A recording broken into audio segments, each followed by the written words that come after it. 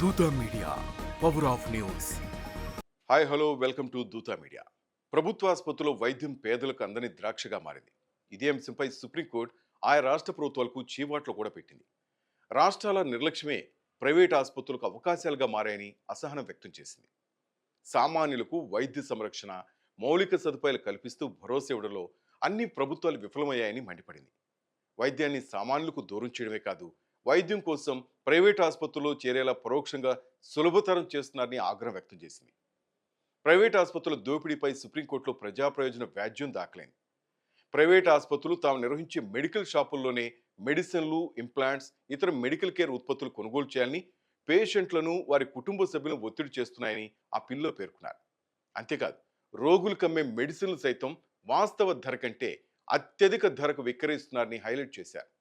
ఫలితంగా రోగులు దోపిడీకి గురవుతున్నారని ఆవేదన వ్యక్తం చేశారు.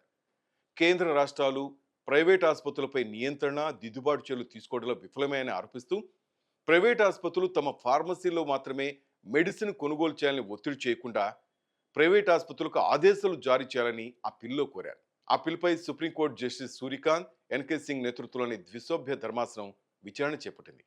విచారణలో భాగంగా మేం మీతో ఏకీభవిస్తున్నాం, అయితే దీన్ని ఎలా నియంత్రించాలి అని జస్టిస్ సూర్యకాంత్ ప్రశ్నించారు.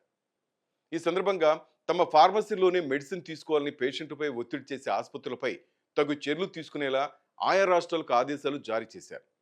బహిరంగ మార్కెట్లో మెడిసిన్ తక్కువ ధరలో దొరికినప్పుడు అక్కడే కొనుగోలు చేసుకోవచ్చు. అలా కాకుండా హాస్పిటల్కు చెందిన ఫార్మసీల్లో మెడిసిన్ కొనుగోలు చేయాలని పేషెంట్లపై ఒత్తిడి చేయకూడదని సూచించింది. మరోవైపు కేంద్ర ప్రభుత్వానికి ప్రైవేట్ హాస్పిటల్స్, వైద్య సంస్థలు పౌరులను దుర్వినియోగం చేయకుండా ఉండేందుకు చర్యలు తీసుకునే అవసరాన్ని నొక్కి చెప్పింది. ఇప్పటికే ప్రైవేట్ ఆసుపత్రులకు చెందిన ఫార్మసీల్లో మెడిసిన్ కొనుగోలు అంశంపై సుప్రీంకోర్టు ఒరిస్సా, అరుణాచల్ ప్రదేశ్, ఛత్తీస్గఢ్, బీహార్, తమిళనాడు, హిమాచల్ ప్రదేశ్, రాజస్థాన్లకు నోటీసులు కూడా జారీ చేసింది. దీనిపై ఆయా రాష్ట్రాలు సుప్రీంకోర్టులో కౌంటర్ అఫిడవిట్లు దాఖలు చేశాయి.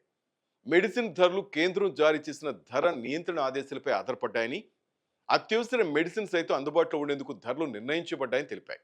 హాస్పిటల్, ఫార్మసీల నుంచి మందులు కొనుగోలు చేయాలని పేషెంట్లపై ప్రైవేట్ ఆసుపత్రులు బలవంతం చేయటం లేదని కేంద్రం సైతం ఇటు సుప్రీంకోర్టుకు వివరణ ఇచ్చింది.